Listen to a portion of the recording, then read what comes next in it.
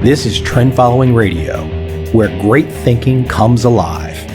Nobel Prize winners, legendary traders, best-selling authors, and the pros that know what drive us irrational human beings.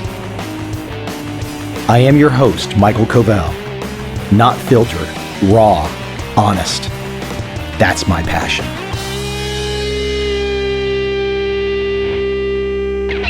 Before I jump into my guest today, a quick reminder: support the cause, support the podcast. Go to your friendly neighborhood Amazon, the monopoly dealer of everything that you might possibly buy. And I say that with all due respect because they sell my stuff. Go to Amazon. Check out my newest Trend Following edition, the 5th edition, 600 plus pages. Get the hardcover. The Kindle is, whatever. Get the hardcover. The hardcover is cool. Or for you audiobook fans, all 34 plus hours, go dig into the newest Trend Following edition. Support this podcast. Support the very interesting guests that I try to get on this show. Oh, also, my book, The Complete Turtle Trader, has been, for who knows what reason, racing up the Amazon charts once again. It seems like every couple of years it becomes a bestseller all over again. People finding that story and being inspired that you can actually learn how to trade and make some freaking money and perhaps get outside of the grid, get outside of the man, do your own thing, and not let the state control every step of your way for your entire life. I mean, that's what this making money stuff is all about, right? It's all about having some freedom. And freedom seems to be the driver for my guest today. Roger Ver, affectionately known across circles as Bitcoin Jesus, is a former U.S. citizen. He renounced his U.S. citizenship. He has been an early investor in Bitcoin-related startups, made his first million selling memory, I believe, at a young age, early 20s. Resides in Japan now, self-taught Japanese speaker. I love that. Such a cool country.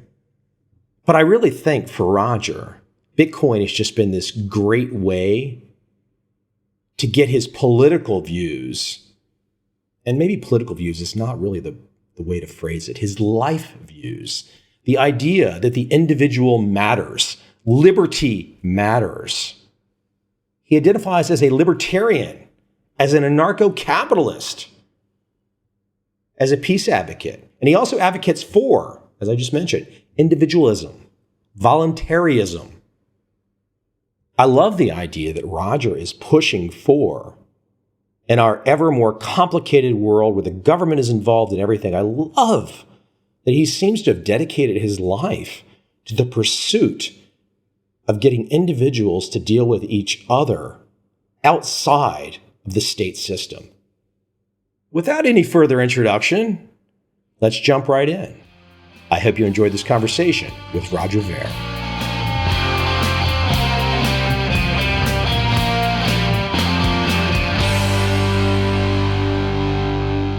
Last year, 2016, really interesting, if not but for some chicanery in the Democratic Party. I think the gentleman who I'm about to quote would have been the president of the United States. That's one Bernie Sanders. I really want to start our episode today with this particular quote, and I'm going to see where you and I dive off on it and where we go. Let me go here.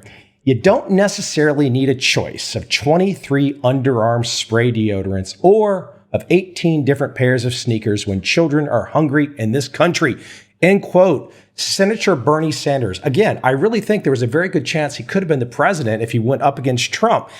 That is an amazing quotation, isn't it? Really, and just really start and go into the wheelhouse of your life. That quotation just is amazing. I suppose anytime people think that they can centrally plan something in their mind's eye, it turns out wonderful. But in practice, every time and time again, when governments try to determine what kind of tennis shoes or sneakers or deodorants or cars are made, quality is horrible and the price is sky high, and everybody's poorer off as a result. And I'm sure it wouldn't have been any different under Bernie Sanders' administration either, if he were to try that sort of thing. Yeah, and it makes you wonder, like, as he says that, could he open his refrigerator and find 2 different types of mustard? Could he find 2 or 3 different types of wine in his cabinet? It's just an amazing way to think. He knows what he's saying is bullshit. Of course he knows. But what's really going on there to speak that way? Is it just to get the uninitiated indoctrinated in and following the leader and just trust the state? I'm not sure, although there's another saying that I think is much more accurate than the Bernie Sanders quote, and that's that variety is the spice of life. And I'm glad we have multiple types of mustard and tennis shoes and deodorants for that matter. I mean, look, as yourself, we're going to dive into your world. In fact, one of the things that I think is so cool right now, and I'll let you introduce the topic to my audience, is you really want to, and you're in the middle of initiating it, going down the path where there would be, I don't know, you're not calling it a country, a territory, a landmass, where that could never happen. There could never be a controlling leader that would dictate to the people that would group together in the area that you want to create, where that could happen. Yeah, we like to refer to it as a non-country, I suppose. And everybody in their daily lives, deals with just about everybody else on a voluntary basis. When Starbucks is selling their coffee, they're simply asking the customers to purchase their coffee. And if you don't like Starbucks coffee, you don't have to purchase it. And if Starbucks were to start telling people you have to purchase their coffee or you would go to jail, people would instantly be protesting in the streets and calling Starbucks, evil for what it would be if they were forcing people to buy their coffee. And everybody knows that in every aspect of life, with one giant glaring exception. And that giant glaring exception is government. When governments force people to do things against their will, they seem to get a free pass, and people don't seem to realize that it's wrong when governments just made up of people like you and I, yet they claim to have the right to be able to, threaten peaceful people with violence to get them to do what they want. I'm actually in Seoul, Korea at the moment where we're on this call, and every single young man in Seoul, Korea is forced to go and do, I think it's 18 months or 20 something months of military government service. And if they don't go, they go to jail. And can you imagine how angry people would be if another group of people got together and said every young man in a particular area has to do work for that group for 20 months, and if they don't, they'll be sent to prison? People would be furious. Yet when the South Korean government does that, nobody says a peep. It just seems bizarre, this giant double standard all over the world. And so our idea is to set up a piece of land somewhere in the world that doesn't have this double standard applied to it, where everybody is equal and everybody has to deal with each other on a consensual basis. I think that would be a wonderful, wonderful place. And even if you think I'm a nutcase and that voluntarism and libertarianism and that sort of thing is horrible, you should still support our project, because then you'll have a place you can point to in the world and say, look at how badly these libertarians screwed everything up with their voluntary society. I want to ask, I don't want to make the assumption in my mind. I can say, well, gosh, this sure sounds like something that Ayn Rand wrote about in Atlas Shrugged. Is that an inspiration? So I read quite a few of Ayn Rand's books when I was a kid. If I had to pick one person that influenced my view of the world the most, it would actually be a man named Murray Rothbard, who's an economist by trade. I realized he must be something really, really special when he was part of Ayn Rand's inner circle. She kicked him out for being too radical, too extreme. So if Ayn Rand kicked somebody out for being too extreme. Draw that distinction, because you're very well read on these. I've seen, for example, I saw you having a debate with someone. You said, hey, you're saying I don't know about econ? Well, here's the list of books that I've read. It's an impressive freaking list. Give me that distinction. What would have caused Rand to say, Rothbard, you're out? I think Murray Rothbard preferred to call himself an anarcho-capitalist, which I don't particularly like the terms, because people envision, bomb throwing and things that aren't it. But if you look at the root of the word anarchy, it's just without rulers. It doesn't mean without rules. It just means without rulers. And Murray Rothbard wrote a wonderful, wonderful book called The Ethics of Liberty. And he really just lays it out so clearly that each individual owns themselves and needs to deal with everybody else on a voluntary basis. And, the world would be a much better place because of it. Apparently that was too extreme for Ayn Rand. So I'm not that big of an Ayn Rand fan, to be honest, but I'm a huge, huge, huge Murray Rothbard fan. And I really recommend people read anything by Murray Rothbard. And I remember as a teenager reading one of his books, and it was probably in The Ethics of Liberty. And he points out that the military draft is simply the moral equivalent of kidnapping and slavery. And having grown up in America, I was taught in school that if there's a war, the government needs to have the ability to draft people and defend the country, and the draft is a good thing to have this tool. And I was also taught that kidnapping and slavery are bad.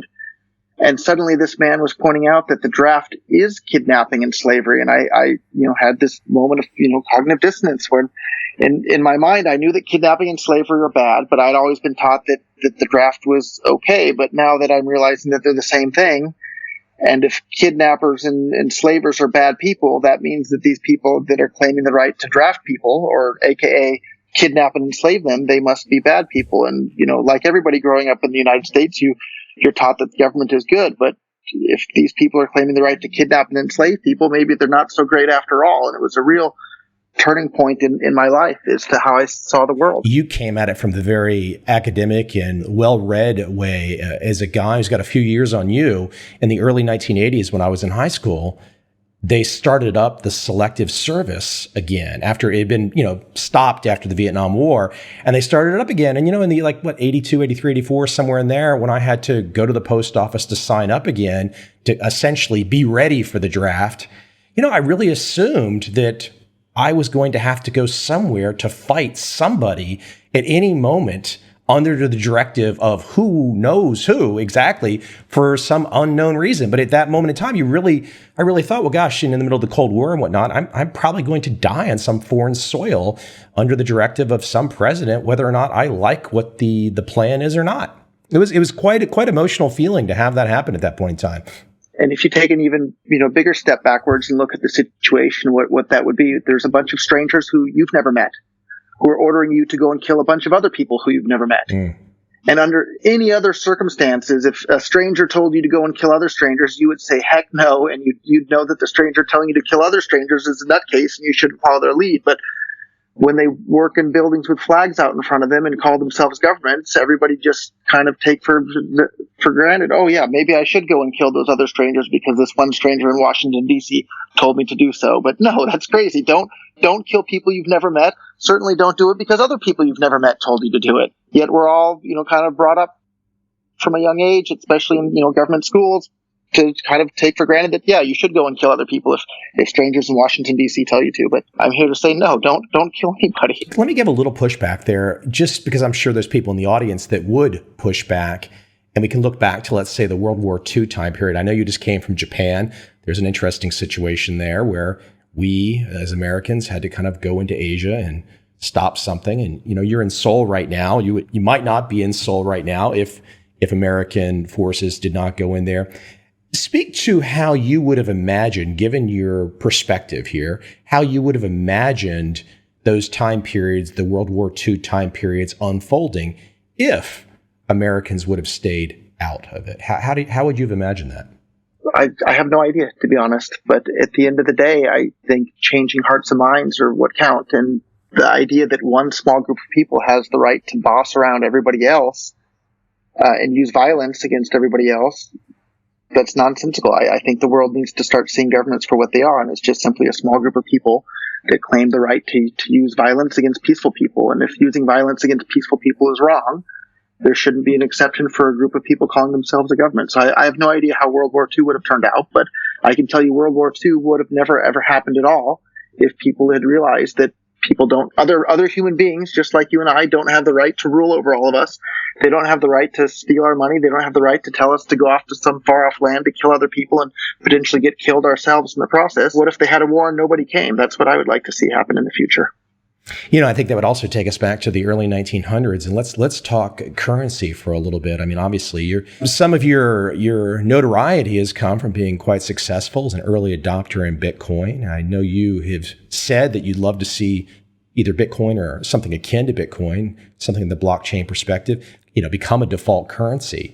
I mean, perhaps if there were not so many currency games and other financial games being played in the early 1900s, the creation of the Fed and whatnot, I mean, this becomes a quite long conversation and perhaps a tangent from where we're going right now.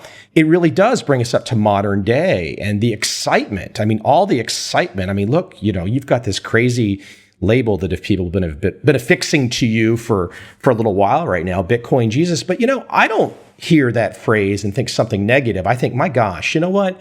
This young guy is out there pushing hard to see this great innovation, perhaps the most important innovation since the internet, to see this great invention come true. And my gosh, how wonderful would it be if the currency can truly exist outside of the state? That'd be awesome.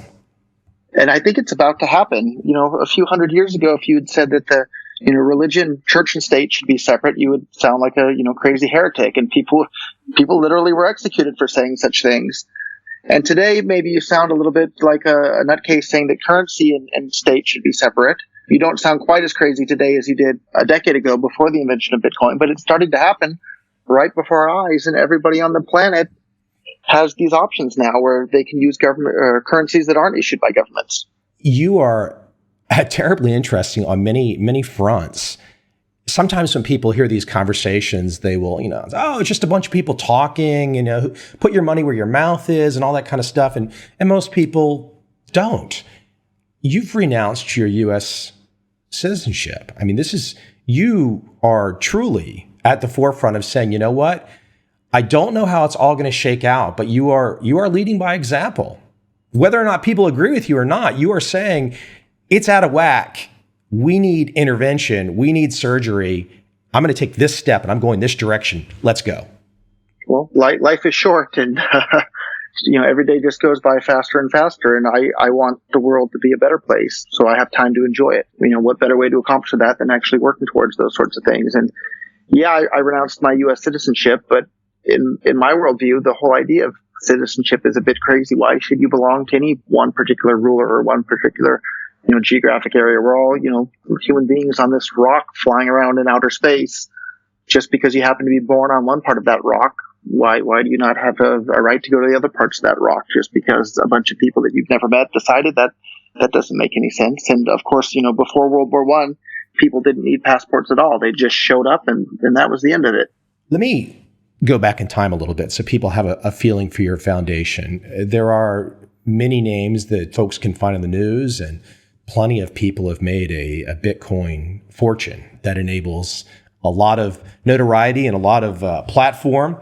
But you actually were involved as an entrepreneur and completely unrelated business. And if I'm not mistaken, you made your first million by the age of 25. Yeah, probably even a little bit earlier than that. I had my own startup company in Silicon Valley that I started while I was still in college. Became actually one of the world's largest resellers of used Cisco-related computer memory.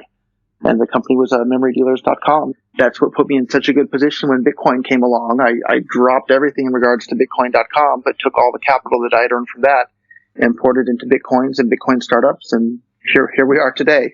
I did pretty well with my Silicon Valley company. I did a lot better at this point with my involvement in Bitcoin. Give me that shift, though, because you kind of glossed over it a little bit. You do well with the memory company, much better than most folks have done. You take some risk, you take some chances, hit some home runs, probably some hiccups along the way as well.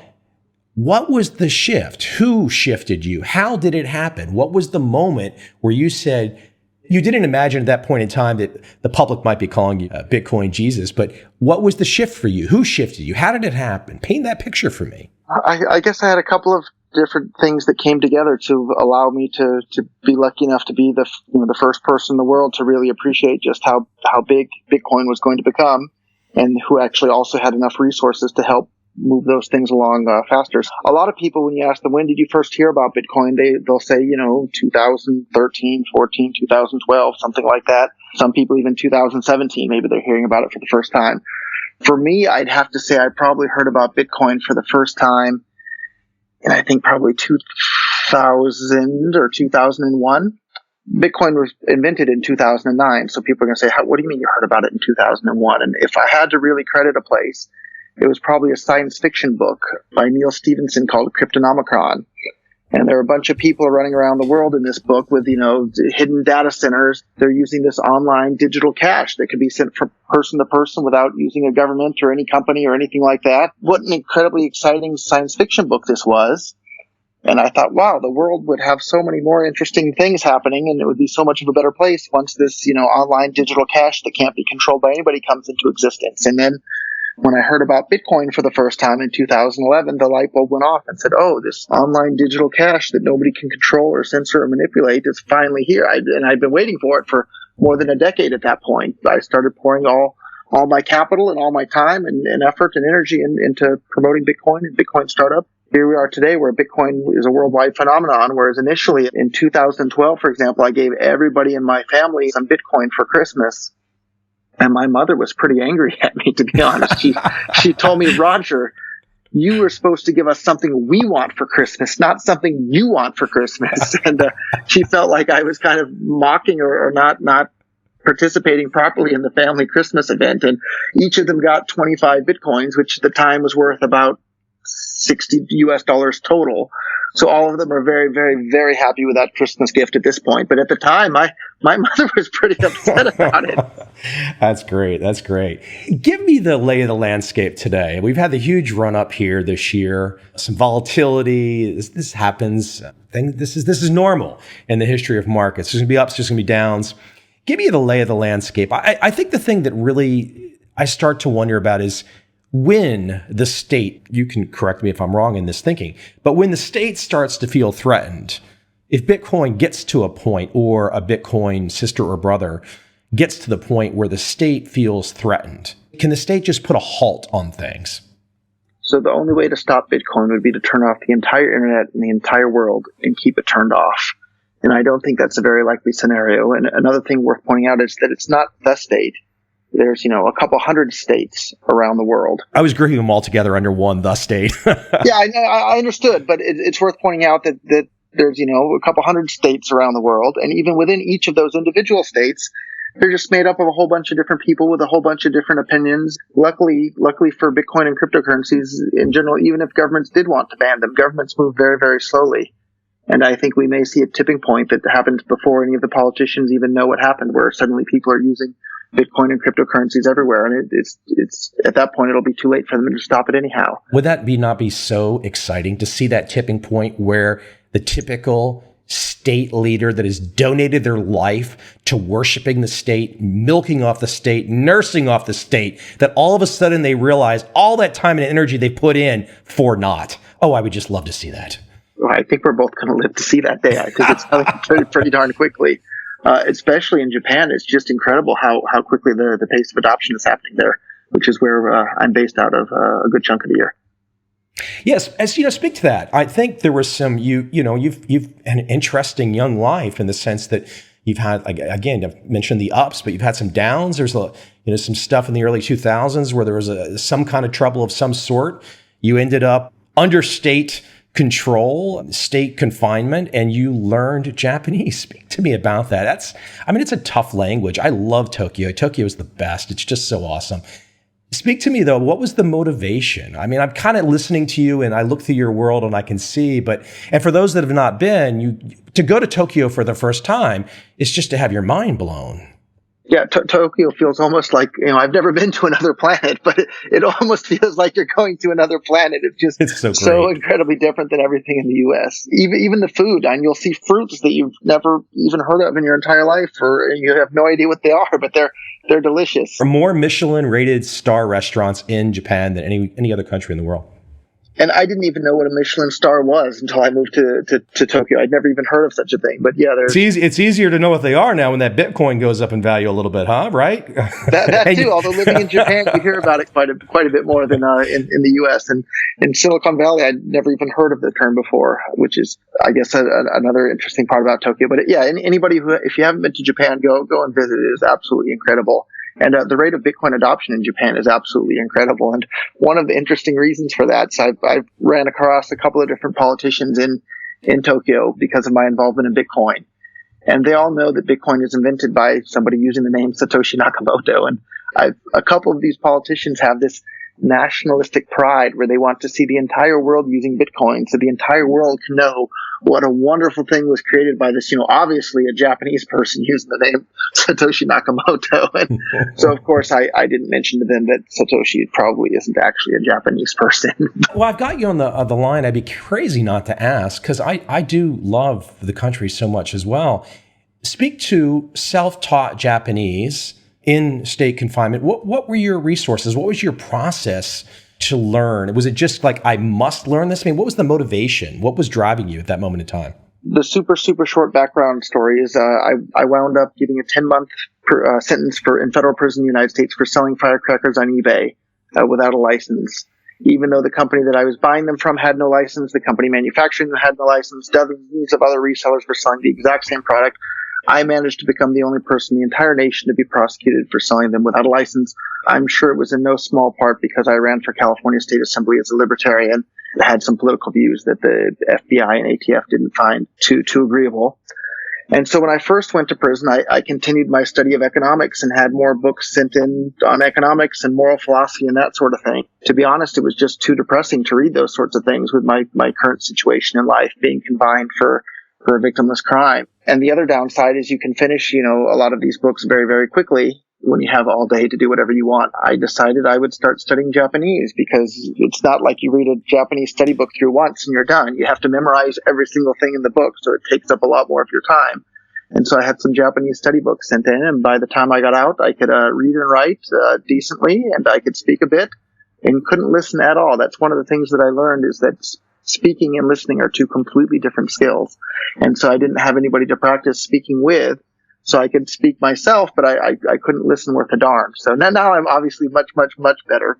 I didn't realize that just how different speaking and listening are in terms of skill sets. It's funny. I mean, people will hear a story about being charged with something, and people usually always think, oh, there must be more to the story. It was a really bad thing. I can safely say in the early 1980s, I used to order the illegal fireworks versions from other states, and they'd ship them to me in the U.S. postal mail from other states to me in Virginia. I'd be like, a young teenager, and they would ship me anything I wanted. I mean, I had, M80s, all this kind of stuff. When I hear you, and I think people don't necessarily appreciate this, when the state decides in their mind that someone is a bad actor and they want to turn their power on that person, it's not fun, is it? No, it sure isn't. And the other, I guess, big lesson I had is that if they really want you, they can get anyone at any time for any reason. There are so many laws on the books that, they can find something to get you. Today, it does sound a little bit crazy. Oh my gosh, selling firecrackers on eBay. But this was back when eBay had a guns and ammo section. You could buy shotguns and rifles and AR-15s and all the bullets to go with them, and they would just ship them to you. And it wasn't a big deal back in those days. Any young teen guy that was thinking, hey, man, he's selling firecrackers on eBay. All they're mad about is why did I not think to do that first? Let's shift back to Bitcoin, and more specifically, blockchain, because blockchain is more than Bitcoin. I would love for you to put your professor hat on for a moment. And from your perspective, when you talk to audiences all around the world, give my audience, and my audience has heard different explanations before already, but give my audience an inside look to understanding blockchain for the first time. So I guess the best way to look at it is a worldwide ledger that can't be censored or controlled or manipulated by anybody might want to do such a thing. So before the invention of Bitcoin, anytime you wanted to use, your Visa or MasterCard or PayPal or anything for that matter, that company has their ledger that keeps track of who has how much money in what account or whatever it is that they're up to and keeping track of. And they can change that ledger however they want at any time for any reason. Whereas with the invention of Bitcoin, suddenly that ledger was not changeable at any time by anyone for any reason. Somewhere on the internet, I heard somebody say something along the lines of that the invention of the Bitcoin blockchain was the true beginning of recorded history. Everybody thinks recorded history, started a couple thousand years ago, but this guy made a very strong argument that the first block of the Bitcoin blockchain was the true beginning of recorded history, because now this, record is on hundreds of thousands of computers around the world, and everybody has a full copy of it. And I don't think that that's going to be... The Library of Alexandria, unfortunately, got burnt down and all the books were lost. With Bitcoin and the blockchain and all the things that people can embed in these various blockchains now at this point, I don't think they're going anywhere. It's just opened up a whole world of innovation. Give people an example for, let's say, countries that don't have firmly established property rights. how the use of blockchain could come into those environments. I mean, of course, blockchain would play a role in your non-country that you're envisioning. Give some depth there so people can come inside to your thinking. Sure. So for anybody who's ever bought a piece of property, you have to buy title insurance for, if you buy a house or a condo or whatever. And that all you're paying for is for them to go and check very, very carefully that the title is free and clear and doesn't have any encumbrances that it's not supposed to have. And usually I think they charge like a whole % for that or something, depending on where it is. But if you think about it, that's just ridiculous at this point. Like, why would they need to do that when you could put the entire thing on a public blockchain and everybody can see exactly what the title history is and everybody can verify it? And it's right there. It can completely do away with the need for title insurance, and everybody can have an indisputable record of exactly who owns what piece of land, and you can put that all on a blockchain. And suddenly, you've completely done away with the need for title insurance. So that's just one practical example. And I'm sure anybody who's ever had to buy title insurance would love to have that money back. Blockchains will be able to do that in the future. I'm going to keep jumping you around because you've got your hands in some interesting topics. I really love your reading list, though, that you put out. You've inspired me to go pick up many that I've not read on your list. And you mentioned Murray Rothbard already, but there's a couple other names, and I remember for the first time picking it up. It's a dense read. Mises' Human Action. Fascinating that someone could put all that work together. And then the modern world just turns it off and says, okay, this is written by this guy a long time ago, but it's not relevant today, but it's so relevant. It's incredibly relevant. And just like the title says, it's about human action. And if you read that book, you'll have a better understanding of how and why humans act. And that's what our lives are all about. So if you want to understand the world that we live in, definitely pick up that book and you'll have a much, much better understanding of everything. Humans are in this constant state of uneasiness, and they're constantly expending their effort to improve their condition in the world. Reading that book will really help you have a better understanding of how that works in the world. Well, it also dovetails into a political philosophy that I know you share as well, and perhaps you can define your view of it today for my audience, which is individualism. I mean, the individual, that's where liberty starts, with the individual. And the moment, you've already spoken to this some in this conversation, the moment that individual is put upon, for example, as you mentioned, victimless crimes, you're really not an individual anymore once the state can put victimless crimes on you and put you away and lock you in a cage.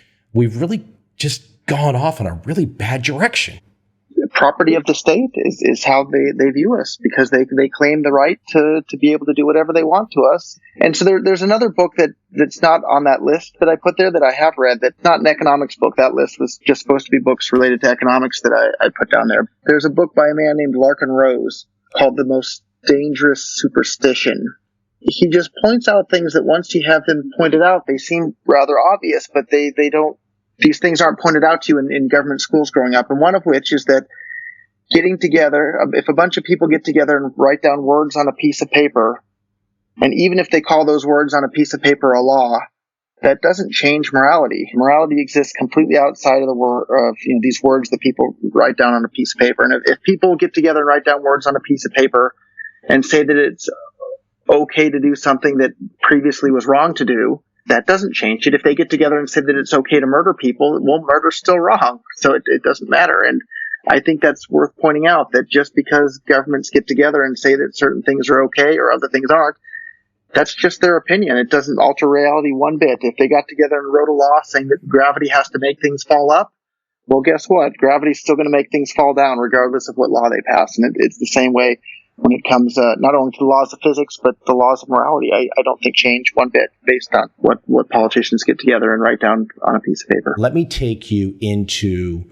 the construction of, are you using the term non-country? What's the term? What are you phrasing this as exactly? At the moment, we're just calling it a non-country. So it's, everybody in every moment of their daily lives deal with everybody on a voluntary basis, with that one exception being government.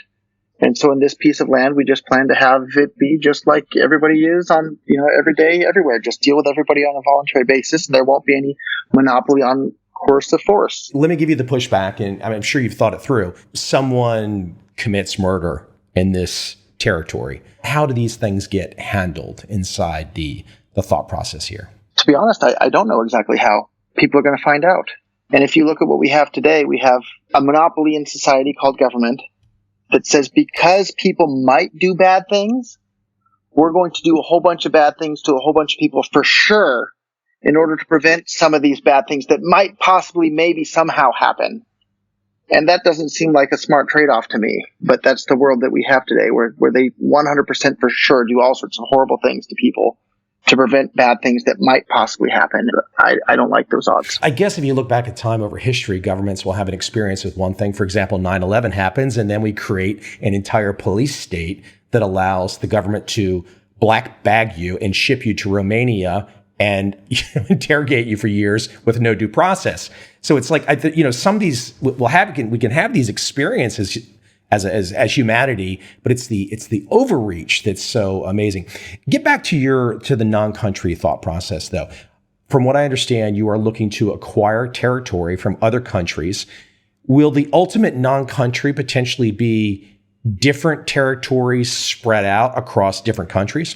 Potentially. So right now we have over $100 million of private capital committed. And we're working with the lawyers in the existing legal structure to figure out exactly how we can let the public participate as well. And the idea is to take that money and then purchase a chunk of land from an existing government and then have it be the world's first non-country. And if we can raise enough money, maybe we'll purchase multiple chunks of land in different parts of the world. And, the more experiments that people can try, the better off we are. You've done it to me twice in this conversation so far, but I kind of love it now that I think about it. I've asked questions, one about the draft, one about how do you handle murder, or not the draft, World War II and, American intervention. And then now the idea of murder in the non-country.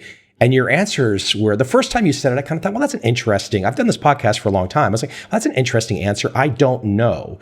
And then you just did it again and you said, I don't know. And then I realized, hold on, this isn't just a flippant, I don't know. This is, I don't know in a very measured way where you're saying, I don't know, but that's okay. I've thought about these issues for decades at this point, and I don't know the answer, but I think that there's better answers than the one that we have today, where we have this one centralized, monopoly on violence that bosses everybody else around.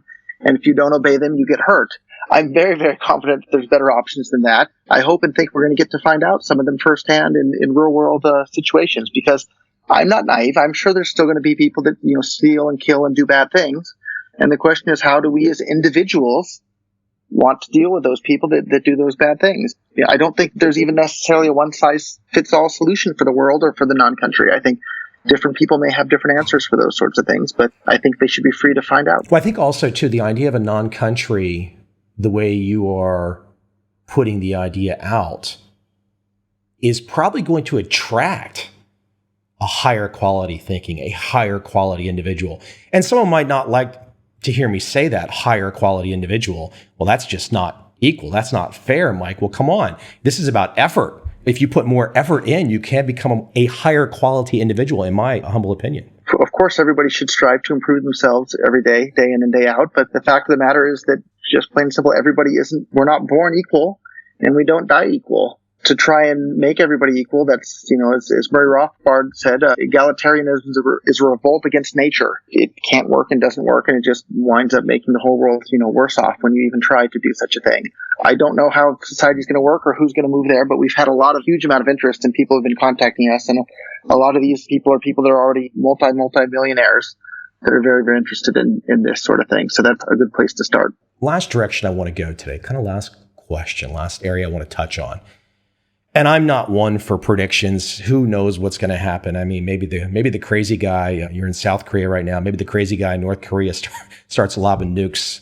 Who knows? So it's really difficult to project ahead into the future. But assuming stability of some sort and looking ahead, you give this perspective that you were thinking of Bitcoin way back in the early 2000s, and then finally it appeared. And so that gave you the kind of fortitude to jump in because you're in your own mind. You'd already thought about it. You were just looking for a way to execute. You sit alone in bed at night, or you're alone right now or whatever, and you look ahead. Just share with the audience here. Where do you see things evolving in the next 5 years? Are we going to see a kind of a rapid adoption in the crypto world, in the blockchain world, that will really be a tipping point that has the potential to cause just all governments to realize that the deck has been shuffled, the playing pieces have been moved, and it's a different world?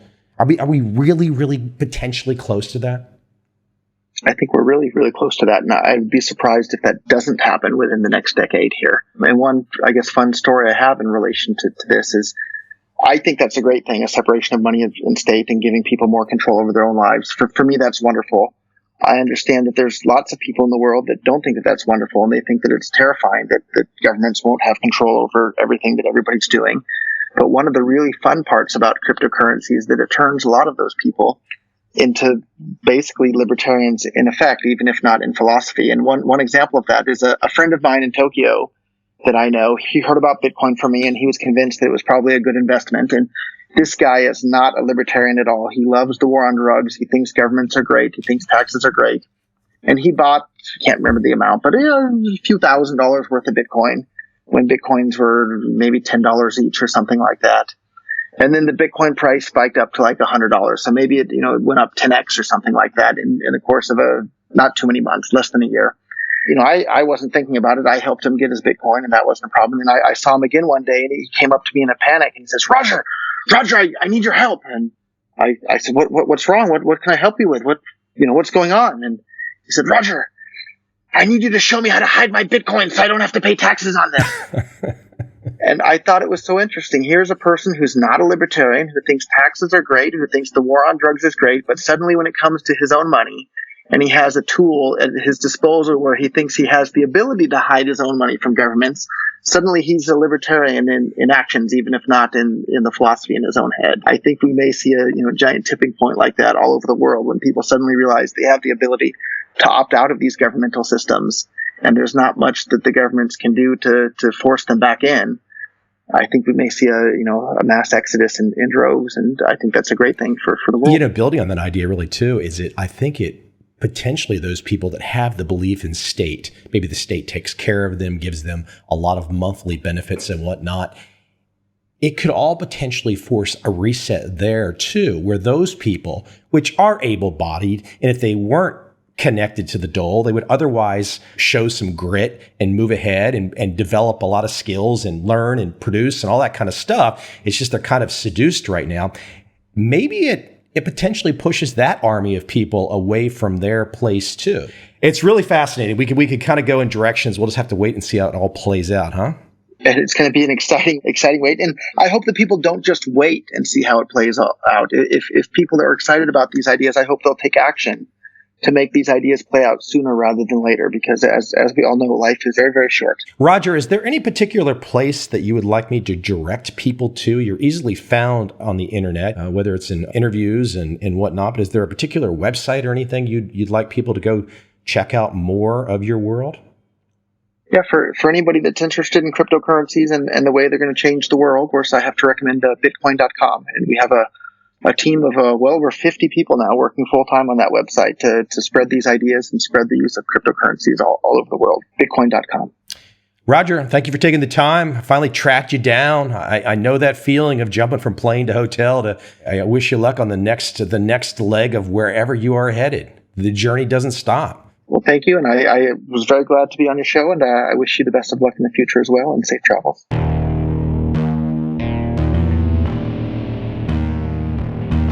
I see a time when those awake will understand how to make money in up, down, and surprise markets. Whether new trader or experienced, college student or financial advisor, protecting against a crash or just trying to make a lot of money, trend following offers everyone an answer in uncertain times. To get started immediately, send me an email, michael@covel.com. I will send you the right trend following steps to take along with my free video. But if you want to buy and hold, trust the government and trust Wall Street, this is absolutely not for you.